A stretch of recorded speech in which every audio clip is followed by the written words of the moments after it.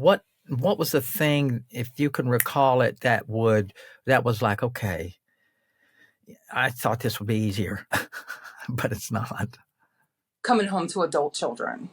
Yeah. Okay. So you had that time frame. That was hard. And I knew that they had grown up. I knew like what they Well, had experienced. intellectually, you know it, right? We know it. We can process. We can do the math. You're like saying, well, hell, they're 16, 17, 18. But nothing like dealing with them, right? Right. Because you in your mind, did you catch yourself treating them like they were the age when you went in? No, it wasn't that. It just um they could comprehend everything. They understood. They were full grown ass adults They understood what I did and they wanted to know why I did it, knowing I had 5 kids and having those tough conversations and with them. angry and It was angry. fucking hard. And they sometimes, some of them are still angry sometimes. Licensed attorney, award-winning writer, businessman, entrepreneur, and other over-the-top crap. It's Life and Law with Eugene Cisco Jr.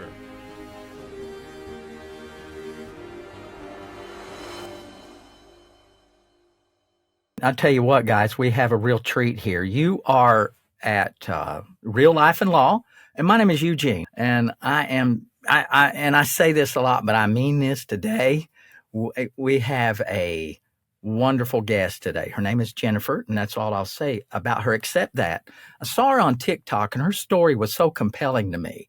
I reached out to her, and she had the guts to come on and share with you some of the stuff that's maybe on her platforms, and maybe some stuff that's not on there.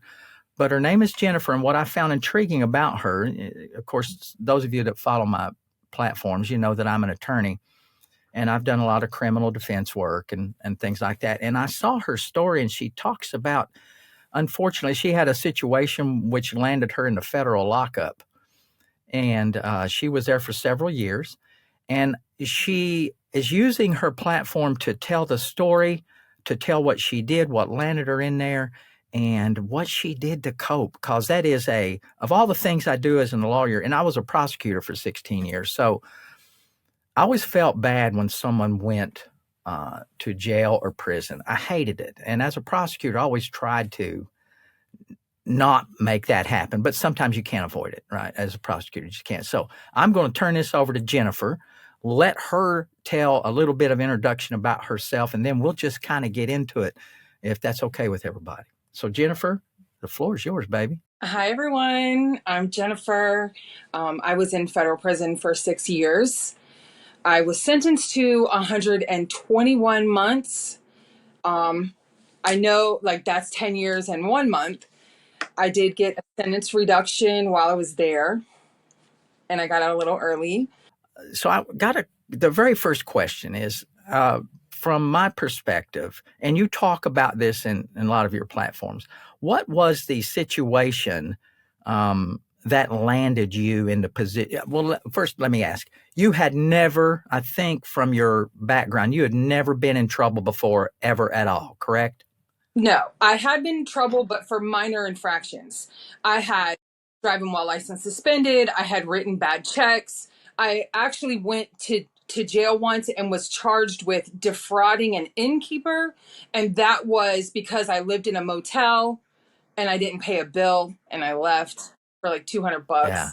That's kind of like writing a bad check, right? So that stuff is what I consider, when I prosecuted, I called that knucklehead stuff, you know? Definitely. Yeah. shit that, I don't want to say everybody does it. Not everybody does, but a lot of people do. Right. And that's, to me, knucklehead stuff. That's not criminal activity, I don't believe.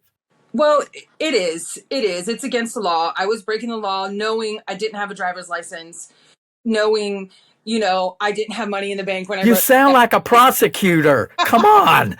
Well, I've learned a lot, and you cannot go around life with that mindset. You can't, because what happens when you have that mindset, you end up doing really big, dumb shit like I did. I got you. So I see what you're saying. Yeah.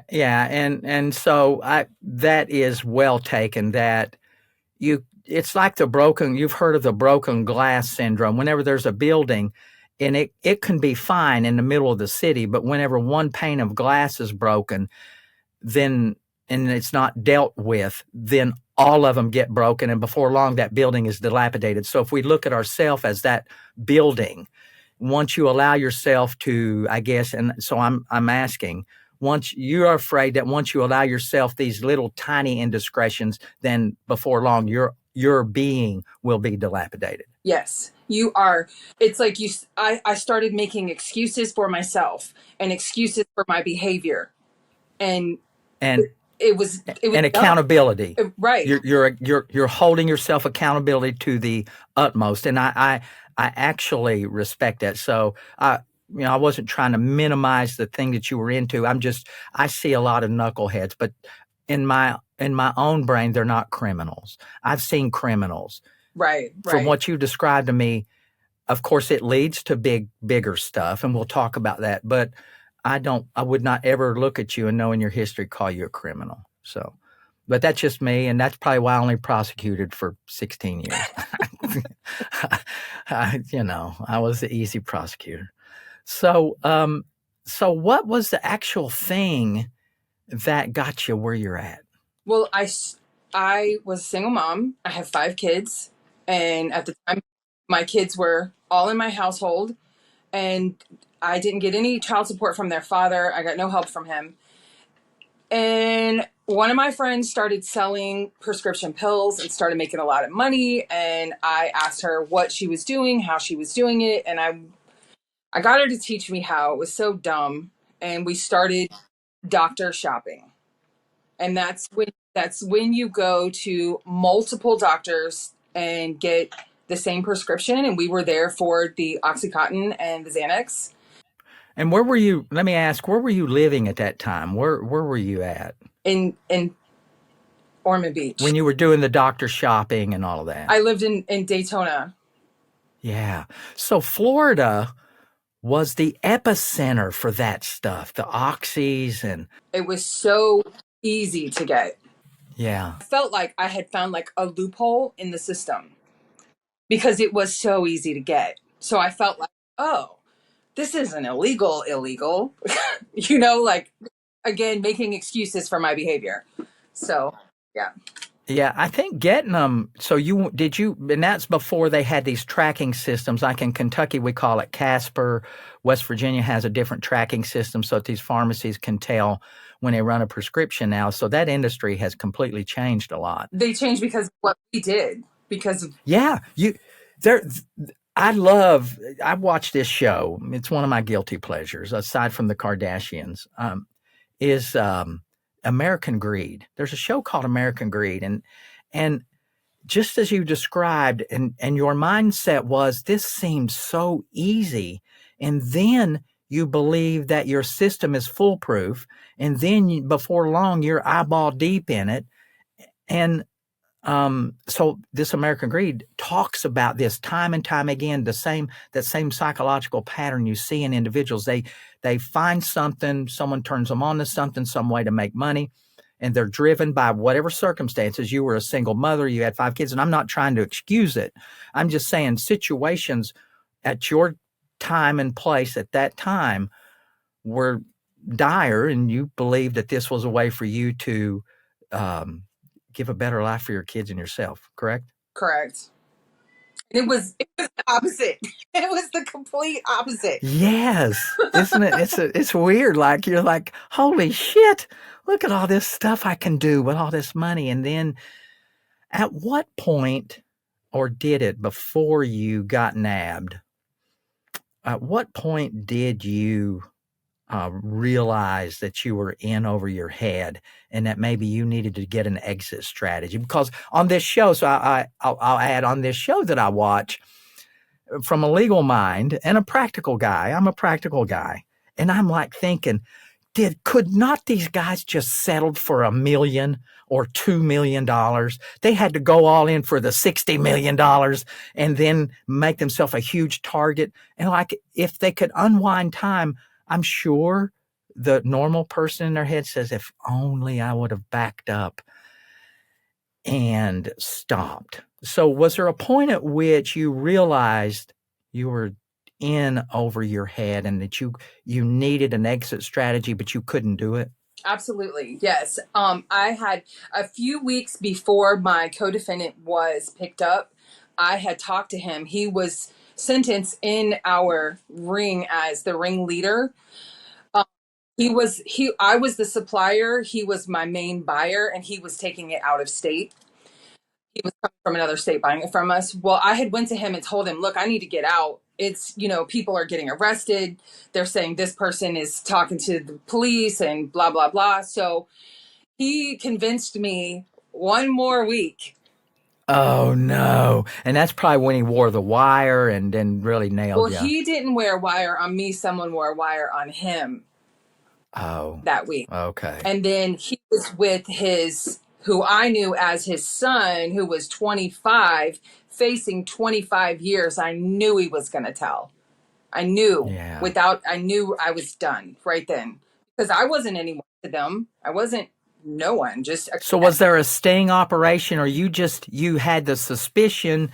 You weren't involved in a sting. There wasn't any of this. There wasn't a big cataclysmic event. You just had a guttural feeling that the son was going to be snitching. Well, I had a feeling like I just knew I was in over my head. There wasn't like a specific event when I spoke to him. But then the very next week is when he got picked up by the DEA. Yeah. Well, they've probably been following him for a year or two. They had. Yes. They had been following all of us. Yeah, and I was going to say, for even that week probably wouldn't have undone anything, because they get you, they follow you for a long time. It's scary that it's once you realize, and usually there's some controlled buys and things like that, right? Were you involved? Did they show you in your discovery? You probably had the opportunity with your attorney to sit and look at all the discovery, correct? Correct. Yeah, and did you see yourself on film or any of those things? I did. Oh, man. And they had photos of like my family members and my friends, and yeah, it was scary. It was scary. Well, and I know, so good. So for everyone out there, and I say this a lot, man. It's I analogize it. Well, I do a lot of stuff about state level crime. When a cop pulls you over, they already believe you've done something wrong. They don't really know it, but they suspect it, and then they're going to find shit on you. The feds do it the opposite way. They suspect it. They gather all their information, and then you're a had lad. Yes. When they come if it's a feds, when they come knocking on your door, they already know it, and you should not ever talk to them without the presence of an attorney. So that's kind of the way it went for you, right? Yes.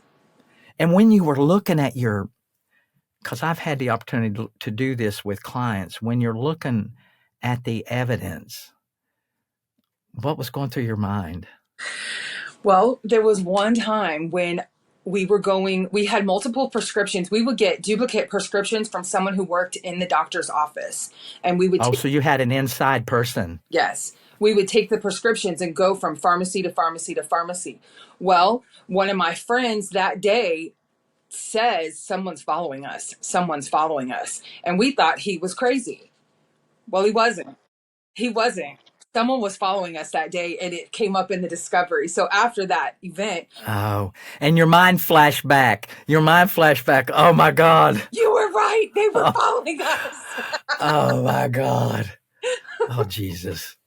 Yeah. So you're looking at all that stuff, and, you knew it was up, right? Oh, yeah. I knew when the other person when I found out the other person had been picked up, I knew right then, I knew it was over. And I was just like defeated. Yeah. So that's a lot of time. The 10 years is about the maximum end on that scale. Like, federal court, and your lawyers probably explained to you that they have a schedule, right? There's a schedule that they look at, and basically it's, which I hate that schedule. I hate it. Although judges can go away from it. They don't. But no, they don't, because they're afraid. So it's mostly related to money. On these kinds of crimes, it's related to money, like the amount of money that you made. That they say you owe. Yes. Yeah, the defrauded, right? Exactly, that you defrauded. And to me, like that same crime with way less money, hell, you're out in 3 years. Yes. Yes. I was in there with people who had the exact same sentence as I did. I mean, the number, like, we compared, and they had half the time I did. It just, they were sentenced out of a different district than I was. They had a different judge. And the money might have been different too. So Absolutely. you're saying the money? Yeah.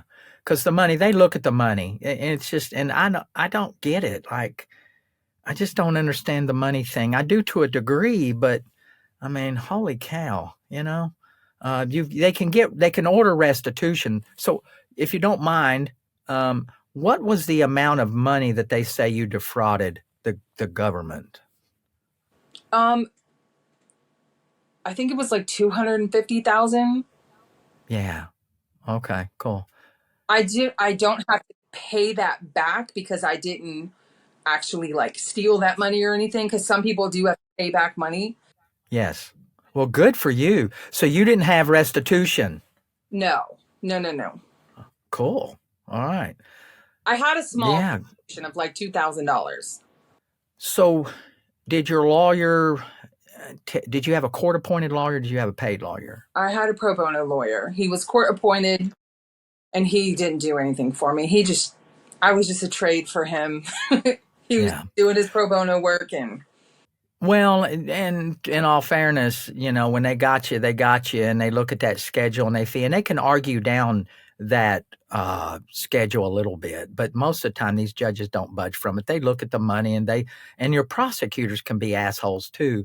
So at that time, the spotlight was on the addiction, was on OxyContin particularly, and they're going to get all these evil people. And so you had a motivated prosecutor probably to make his bones or her bones, whoever it was. And so you were stuck, right? I was. So you're as far as a defense goes, you probably didn't have one. No, there was no defense. I did have a few conflicting things between lawyers because I was picked up in Florida because I'm from Florida, but I was indicted out of West Virginia because my co-defendant is from West Virginia, and the case was built on him out of West Virginia.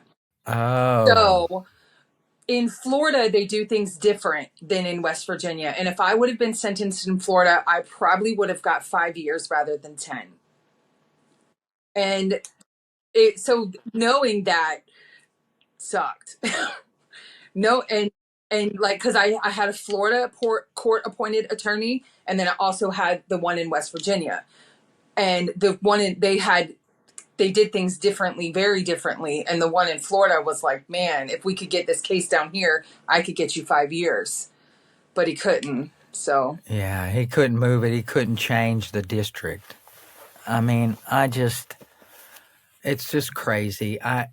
So let's move from there to, generally, I will, my clients who are in this situation will say to me, listen, I know I did it.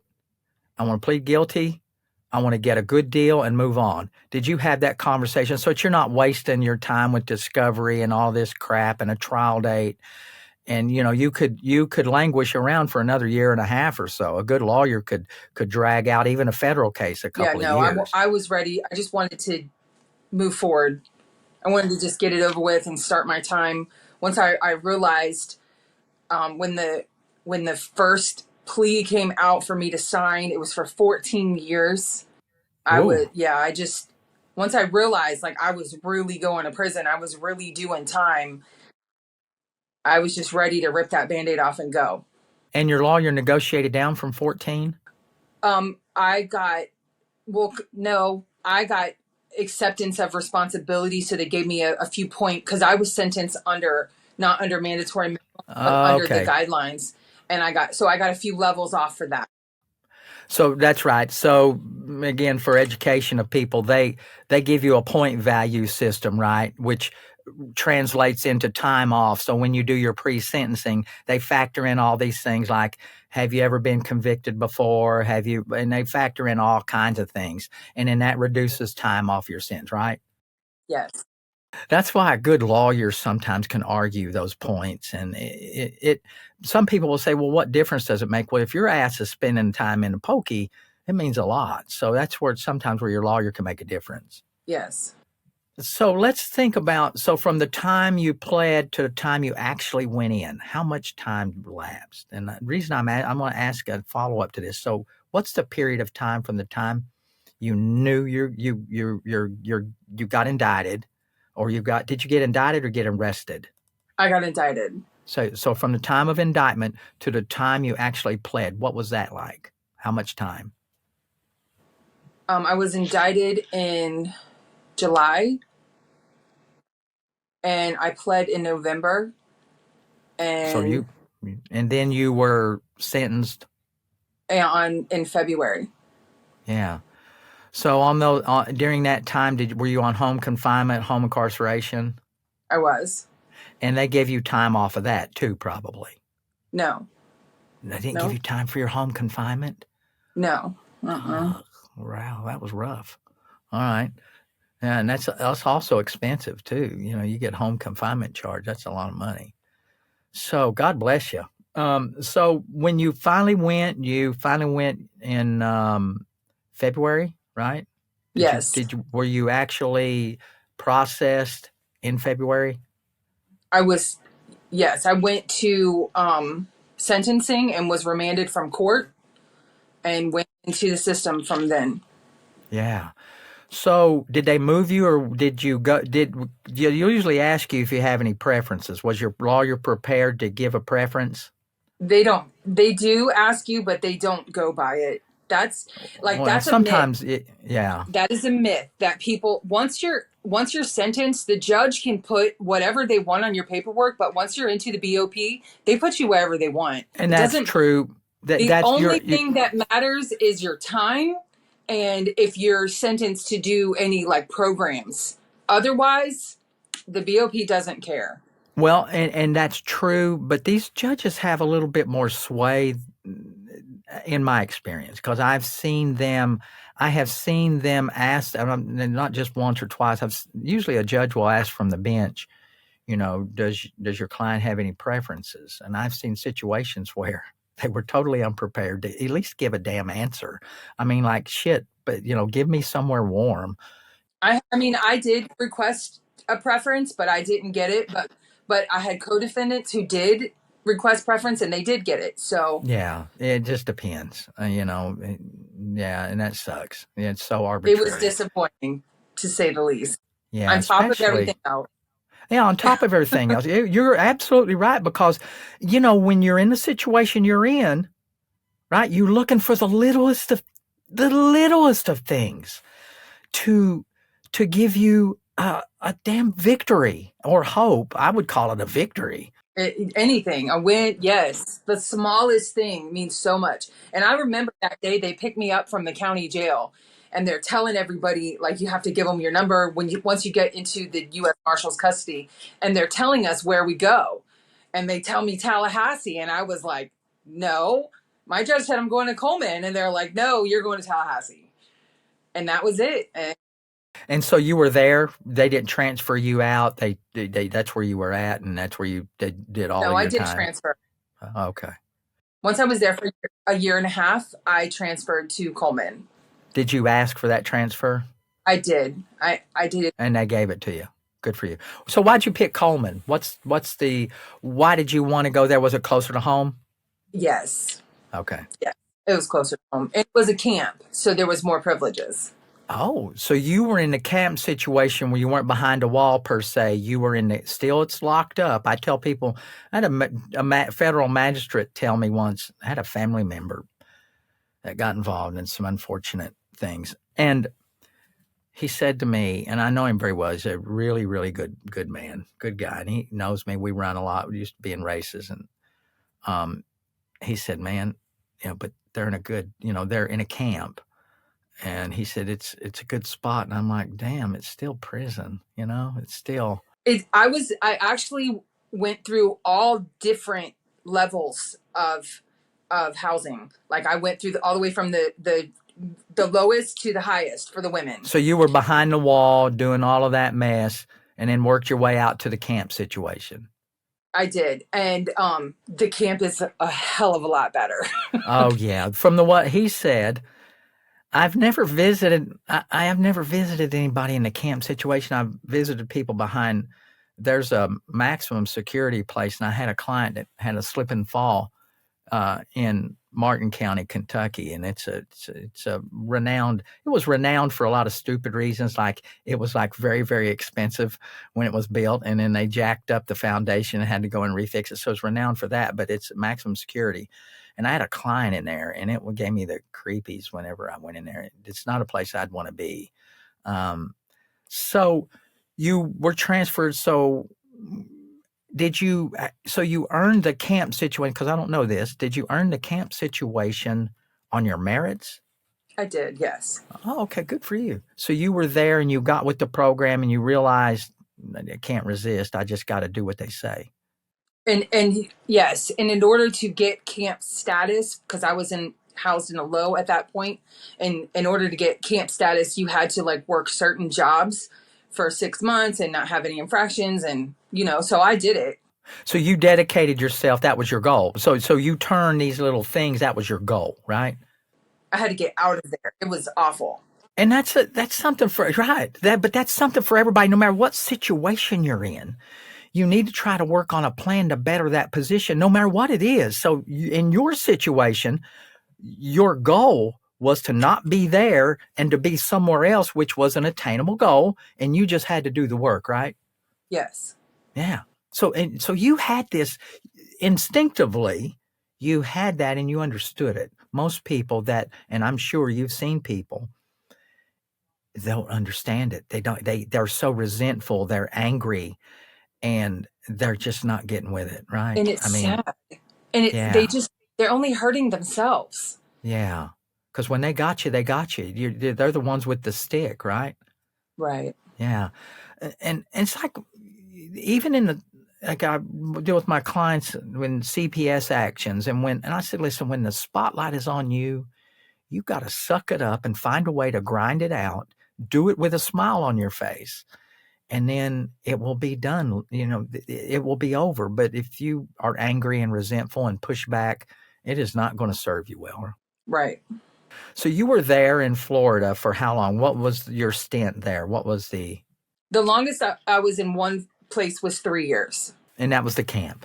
All right. So let's talk about, give me some of the things, if you had to tell the audience here 2 things as far as transitioning to complete freedom, even though in the back of your mind and even in the front of your mind, you knew the time was ticking. You knew when you pled, you knew all of that. You knew what you were sentenced to. You knew where you were going. What was the first jarring thing? Even though you've processed it, I tell people all the time, sometimes you don't know, and which is, I think, a blessing. You don't always know the shit that you're in until you're in it. Until you're in it. Yeah. Right. So what was the thing, even though you've processed it, you had your self-talk and you probably talked to people and asked them what it's like and did all that and mentally prepared yourself. But sometimes nothing can prepare you for the thing that is going to happen to you when it happens. So what was 2 things that when you said, oh my God, this is real? What were the things that you can call up where you just said, this is real shit? Okay. I was in Tallahassee. I had been in prison for a few months at this point, and I was working in the call center, and we were 411 operators, and I had been there for a few months, like I said, and I'd made a new friend that day. I had just met this woman, and I had never seen her before, and she happened to sit next to me. We had lunch together. She was great. She was a great, like a work friend, a work bestie. So I go into the unit at the end of the day. I walk my track. I do my regular routine, and I go to take a shower right before the nighttime count. And I walk around the corner, and she's standing there naked. And it was just, wow. I like someone I had just met at work. I see her Oh, completely naked in the shower, and I'm next to get in the shower, and I realized, okay, this is not work. I am in prison.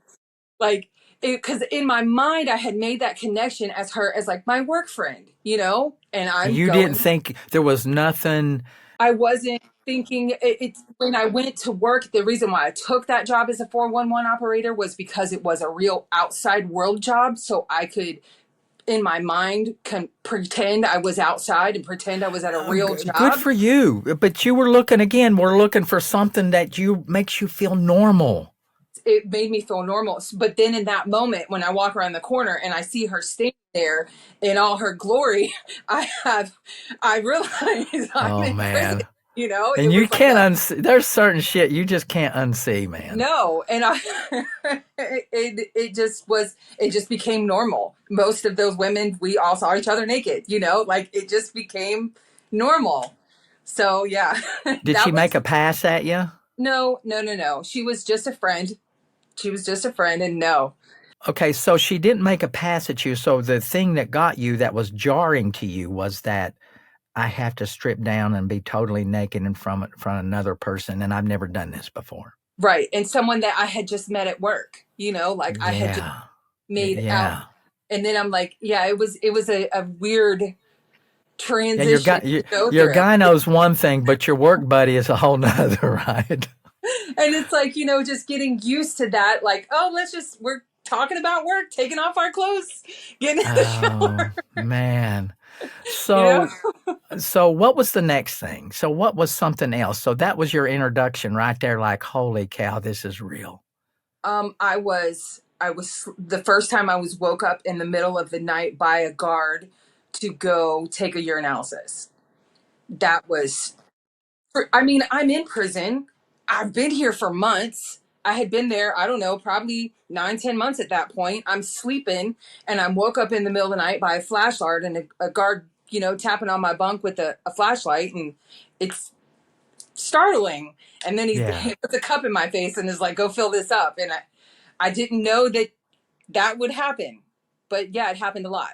Yeah, and at that point, it probably drives home the point, your ass ain't yours. Nope, it's not. Man, oh man. God bless you. I'm gonna say it 100 times, man.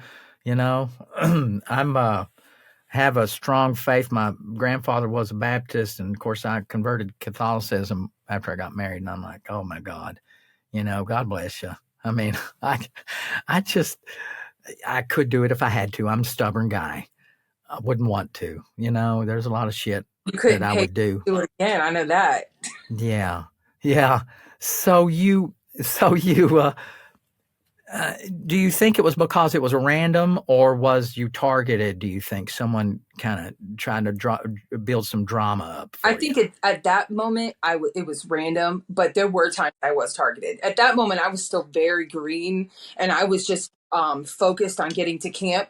But once I got to camp, I got more comfortable, and things changed. And then, yes, I was targeted at points. Yeah, they got these people all the time. I hear it. Well, you can get more drugs in lockup than you can on the street, and that's nuts. That's a myth. That's just a myth. I mean, it happens, but it ain't as easy. No, it's not as easy, but they are there. Yeah. And why on earth someone would smoke weed in prison is beyond me, because hell, everybody can smell it. I You know. They do, but they do, but Yeah. they Well, do. they do. But again, that's the level of their commitment Stupidity. to getting the hell out of there, because that ain't working out for you. You're either going to get a urine screen or someone's going to smell it. Like, who would do that? The dummies. How long were you there before you realized, okay, I've got me a routine. I've got a goal.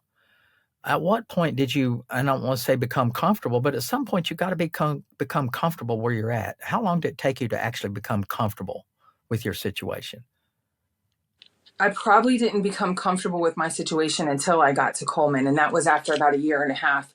And that was because I had got 2 visits the whole time. I went from being a full-time mom of 5 children, having all 5 of my children in my house, I started as a teen mom. I started young. I've never been alone to being completely alone. Oh So that man. first year and a half, it was kind of like walking through like my own death, because knowing and like hearing on the phone your family moving forward, but you're like in purgatory, but once I was able to get out of that facility into a facility closer to my family, I was able to get visits every other weekend, and it things completely changed for me. Then I was able to breathe. You had some you had then a better, and then too, I think maybe if I'm being amateur psychologist, which I am a psychologist. Um, so if I'm doing that, I might say too, you had a plan and you had a goal and you couldn't really feel normal because you hadn't completed that goal to get on campus. I think you were maybe just really geared in and locked in on that issue. I was completely locked in on that. And then once I got to the camp, I was able to, then I started focusing on my future. And I was able to do that and focus on myself once I got to the camp. And I had that every other weekend to look forward to seeing my family. Good for you. Yeah. And that's the lifeline, man, when you can see people. And I don't know, yeah, I'm always conflicted about it when my clients are in and I go see them. First off, I feel bad, horribly feel bad for them. Usually I'm seeing them before to get them out. Okay. I don't, after they're in, usually I lose track of them. But, and of course, that's not a real good advertisement, is it? When I sit here and say, I see my clients in jail, that's a bad advertisement. I'm usually trying to get them out. So just want to make that clear. So just to be there, and I think when I see them, if they're in jail for a long time and we're trying to get them out and process them and all of that, I think that's good for them. And so I always, whenever I'm allowed, bring them a snack, or sometimes I'll let them use my phone. And of course, I'm sure the statute of limitations on that behavior has gone past for me. I would sneak candy bars in, stuff like that. So, just to make them feel normal, because I know how that's right, how that's got to be. So the thing, I kind of got sidetracked, is when they have visitation day and their kids. I always wonder. So you can answer this question. Would I want my kids to see me? I've said this many times. I don't think I'd want my kids to see me. And so tell me what that process was like in your head. Was you just thinking about yourself, or was you thinking about your kids? I know it's a tough question. I wanted to see my children. I knew that. And they wanted to see me. They knew where my kids were old enough. My youngest, they were teenagers or preteens. My youngest was 10 or 11, so they weren't little. And so they understood. I sat down and talked to them and told them I broke the law and I was going away and they were going to have to live with their grandparents. And, it sucked. But for me, the visitation, it helped me and it helped them.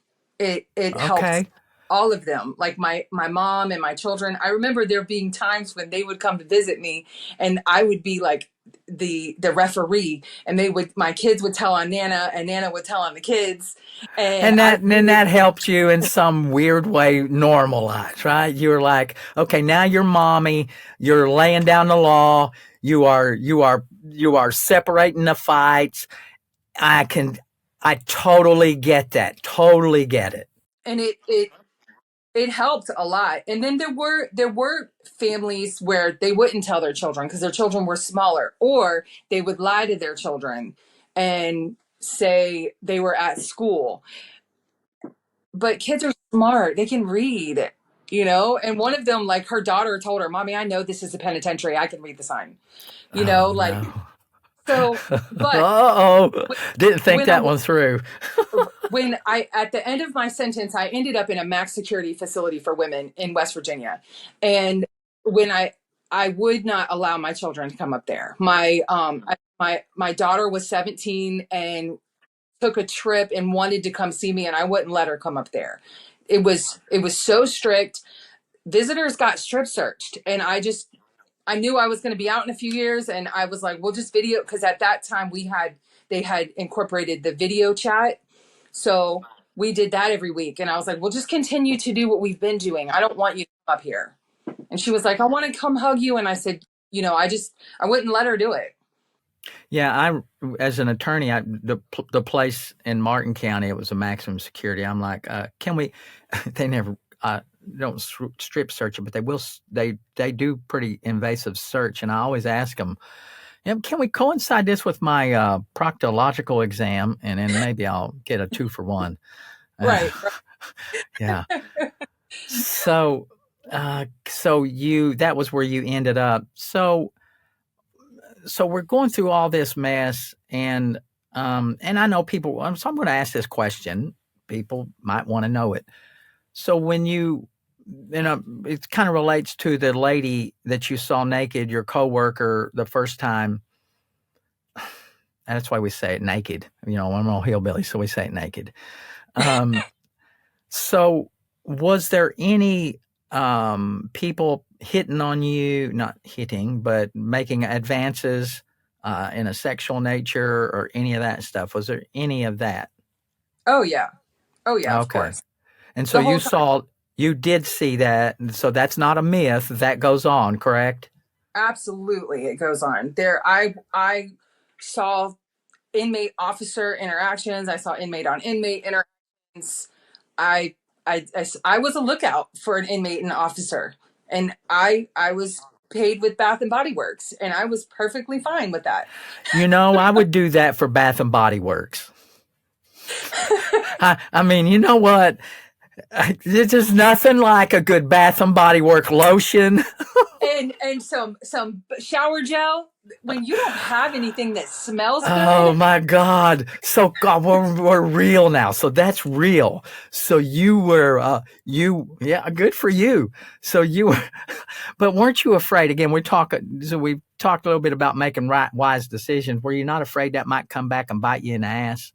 At the time, no, because I wasn't doing anything wrong. I was just creating a distraction so they could do what they were doing. So if anybody came, they would question me rather than. Oh, and that's not a double entendre. So if anybody came, okay, never mind. We'll move on. So my mind works crazy ways. So you exchanged that kind of thing for favors and say, okay, I can be your girl. What's that negotiation like? So give me, just because I'm weird, tell me what that negotiation is like. Okay. So the officer was my boss. I worked in a factory, like a warehouse type setting, and he was my boss. I was his clerk. And he kept asking me about this new inmate. So I already knew what was going on. Okay. When he's like, oh, so tell me about her. Where is she from? What is she like? And then he started calling, he wanted her to be my clerk and to help me do my job. So now I'm trading her. So then he starts calling me and her into the office. Okay. So then she says to me, can you look out? So it was the, it didn't happen between me and the officer. It happened between me and the inmate. So I was like, of course, girl, I got your back. So I created a distraction. But did you say, I want some Bath and Body Works? No, sure, I'll do it. But do you have a candy bar or what else can I get? Yeah. What do you want? She was like, what do you want him to bring? You want cigarettes or do you want Bath and Body Works? And I was like, yeah. So it was a full-on negotiation, She just was asking me, she was naming things, things that he had been bringing her. So you've seen that a lot, and you participated in a third party way way, not participated, but you facilitated. Yes. Okay, I never had anything to do with any officers. I was not that inmate. I wasn't. And shame on those officers for doing that. It's just shame on them. Shame on them. And so many of them do it, and their wife works there too. Oh yeah. Oh, and the wife is with inmate males, and the husband works there. Let me tell you, and all the inmates know. Everyone knows what's going on. Yes, I had a CO. I had 2 COs in a state penitentiary, who one got the other one pregnant. They didn't. Then they were both not married to each other. I had to do the adoption. They had to relinquish their rights. One of them, it was the man relinquished his rights. Of course, the lady continued to say that it was her husband's. No one knew. Relinquished his rights, and I got in that mess. I made a lot of money, but that was bizarre. I'm like, holy God, you're in, and they weren't committing. That wasn't a crime. I'm like, well, shit, that's between you and your spouses. But that was really bizarre. And so, yeah. So, all right. So when, it's coming time that you're getting ready to get out. So we're nearing the end. You see the finish line clearly. Did you have to, what did you do? I'm going to ask you, what did you do to kind of ready yourself to transition back in? Do they have programs that you participated in and all of that?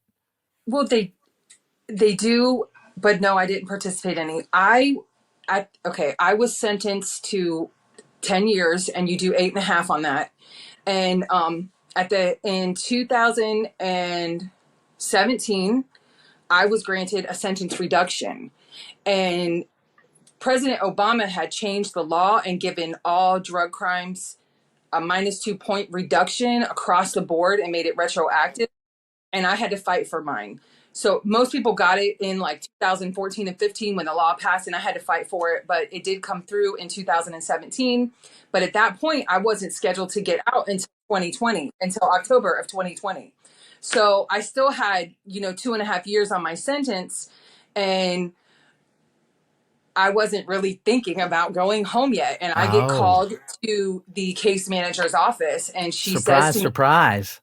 Yes, she says, Jennifer, we need to hurry up and get you in the halfway house. And I was like, what? And she's like, you're getting out. And I'm like, what do you mean I'm getting out? So yeah, the best news ever, right? Ever. So then I was like, I made her print it out. She's like, you got a sentence reduction. And you didn't believe her. I didn't. No, I had no idea. You're yanking my chain, man. I do a lot of videos. If you've looked at my page, I got a lot of videos that entitled "Are You Shitting Me?" So if I'm a hillbilly sitting there and someone says, I would say, "Are you shitting me? I'm getting out, really?" And I got her to print out the sentencing paper that has your release date on it, and she highlights it, and hands it to me, and it says February 22nd of 2018. And I start jumping up and down and crying, and I am freaking out because at this point it's August of 2017. So I was going to go to halfway house. And then there was I had an old warrant from 1994 from something. I should not have had a warrant. I should not have a warrant. It had been taken care of. It was like a mess up in paperwork. So while I'm trying to handle that from prison, I'm calling people, trying to get them to call the state and get this handled. So I'm writing letters. We get that handled. It took about 6 weeks to get that done. And I would have had about 3 months in a halfway house. So I declined. I didn't want to go for 3 months. I felt like I did want to go, but then I had my daughter, my youngest daughter was living with my mother, and I'm calling her. Well, it's going to be 2 more weeks. It's going to be 4 more weeks. I don't know when I'm going to get out. And then one day I call her in November, and I'm telling her, I don't know for sure, but it's going to be this month. And she's like, she's upset, and she'd been going through something personal. And she's like, I just want to know when you're coming home. So I said, I'm coming home February 22nd. And because I knew they couldn't hold me any day past that. So I went into my case manager's office and I said, I want to, I don't want to go to halfway house. I just want to go straight to the door.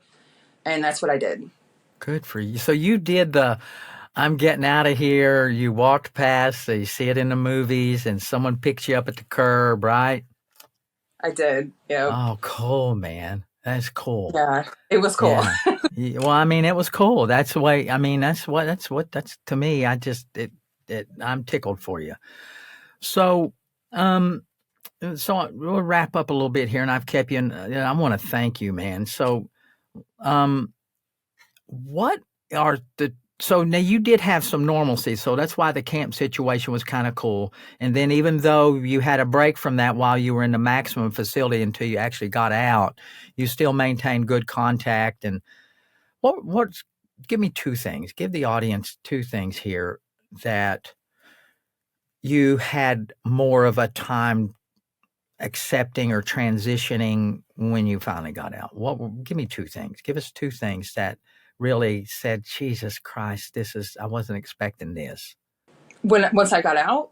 Yeah, once you got out, what was some of the things, like, you had that transition when you went in, the aha moment, and then when you get out, you're like, okay, I thought this was going to be easier, but it's not. The getting out and looking for a job, talking to employers. Yeah. Oh, yeah. There were a few times talking to employers, it becomes emotional for me because it is humiliating. What I did, I'm embarrassed. Yeah. It was so stupid. The person that I am now is not the person I am then. And it's my mindset has completely changed. And I realized it's humbling, right? When you have to rehash that and you go, it's so fucking humbling. And I'm glad I was humbled. I'm grateful. I needed to be humbled, but it is a hard thing to talk about, and it is a real thing that we have to worry about forever. So in every interview I've ever done, at the end, I'm like, okay, so what's your background check like? What do you look for? And you got to just balls to the wall and be out front and do it, right? I've done both. I've lied and I've talked about it. I've done both. Yeah. Lying on a job application is, again, I don't want to normalize it. It's none, but sometimes it's always going to catch up to you. Exactly. It could get you fired in the long run. So yeah, you bite the bullet, you let them know that up front, you be transparent. And then if they hire you, you're good. That's the best. For me, that's worked the best. That's the best. That's what I always tell people. I said, listen, you can lie, but sooner or later they're going to catch you. I give that advice all the time. I said, you can. Now, you got to be real careful with the questions. A lot of times they won't ask you. They'll ask you if you've ever been convicted. And I tell people, if you've been charged and not convicted, just say no. Right. Because that you're actually answering honestly. But when it says convicted, that's a big deal, right? So that was one thing, the job. So what else? What was the thing, if you can recall it, that was like, okay, I thought this would be easier, but it's not. Coming home to adult children. Yeah. Okay. So you had that time frame. That was hard. And I knew that they had grown up. I knew like what they had. Well, intellectually, you know it, right? We know it. We can process. We can do the math. You're like saying, well, hell, they're 16, 17, 18. But nothing like dealing with them, right? Right. Because you in your mind, did you catch yourself treating them like they were the age when you went in? No, it wasn't that. It just they could comprehend everything. They understood. They were full-grown ass adults. They understood what I did, and they wanted to know why I did it, knowing I had 5 kids and having those tough conversations and with angry. them. It was fucking hard. And some of them are still angry sometimes. Yeah. So let me ask, so we'll move past off this just a little bit. Did you engage, if I'm putting my counselor hat on, I would say maybe some family therapy so that they can, some family fit therapy, and at least just even for the kids, would they participate in it, or did you do that? Did you explore that option? I asked their caretakers, their grandparents, to take them. They never did when they were children. And as adults, I've gone to therapy. I recommend it to them. I've asked them if they want to do family therapy with me, but they don't. So yeah, and you maybe let them. Maybe if you work on, and I'll say this to you, I would work on one of the kids that you think might be more open to it and get them along. Well, that's exactly what I've done. Okay, good for you. All right, you need to be putting on the daggone counselor hat, because that's exactly what I would tell you. Oh. Take the one, I would say the weakest one, but the one that's more likely. My oldest daughter, she is now a nurse, and while she was in nursing school, she was living with me. And that was like a way, it was really healing for our relationship. Because when she was 16, she was working at McDonald's in high school, paying rent, taking care of her and her sister, her 15-year-old Yeah. sister. So Yeah. I was kind of like giving back to her, and I let her live with me free, her and her boyfriend, while she was in school. And I just was so supportive of her finishing school, finish school, finish school. And then what she did, and she got a job at the hospital, I was like, okay, now go to therapy. I'm starting to tear up, and listen. That's crazy. Yeah, that you are doing that, and your kids, especially your older kids. And I would expect that your older kids, especially if she's a nurse, then she has seen this. She's seen similar things, and she's weathered a little bit and has good perspective. So great for you that she's participating. I would encourage that.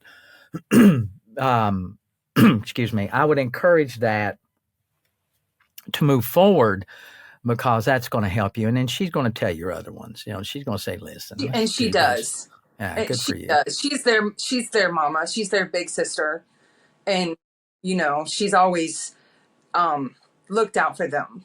So I'm going to wrap up here. And again, I thank you. So I want you to do two things. First off, if you were talking to the you back before this even happened, what would you tell someone like you years ago to do to avoid this type of situation? What would you tell, the 20-year-old Jennifer? I would tell myself, I've thought of this often. There are no shortcuts. Hard work is the only way to be successful. And whatever your idea of success is, in my life, throughout any time I've ever felt successful was when I was working my ass off. Amen, sister. Thank you. The only way I have ever felt true success and felt, happy for myself and proud of myself is when I was working my ass off, not when I was selling pills. Spiritually, work, if you can do it, is great for the soul. It's great. And so you would, there's no shortcuts. I constantly because when you look for shortcuts, you start doing what you did, right? Yeah. And it's not just selling drugs. If you're looking for shortcuts, even in a job site, you're looking for shortcuts. You're going to be a short timer because you're going to screw something up and you're going to get fired, right? And if you're looking for shortcuts in your relationships, it won't last long because that too won't work. It won't. You got to grind it out, right? Every day you got to grind it. Good for you. I'm so happy for you. Oh, thank you. I really am. So I appreciate it. Not a lot of people hear that kind of information, and it's really helpful that we give people perspective. And there are no shortcuts. There isn't, and that's the best piece of advice for me to leave on before I need a napkin. I did not anticipate needing a napkin. So I want to thank you again for this. I absolutely do. And I'm going to keep, and maybe we'll contact each other some more. I love what you're doing with the influencer stuff and the TikTok shop. And I hope that's working out for you. I haven't purchased anything that you're selling, but I look at stuff. So, and I do, and I want to contribute. So when I see something, if you come across like not body cam, but dash cams, I'm a buyer. Because I would like to hook up with someone who could provide me with some dash cams for some of my people that I see on social media. So tell people how they can get hold of you and how they can get some of your stuff. Because I'm a capitalist. Let's sell some shit right now. Go to Jennifer Free Indeed on TikTok. I've got everything linked in my bio. I've got my link tree. I have shirts that say XCon to Excellence. I've got stickers that you can. I like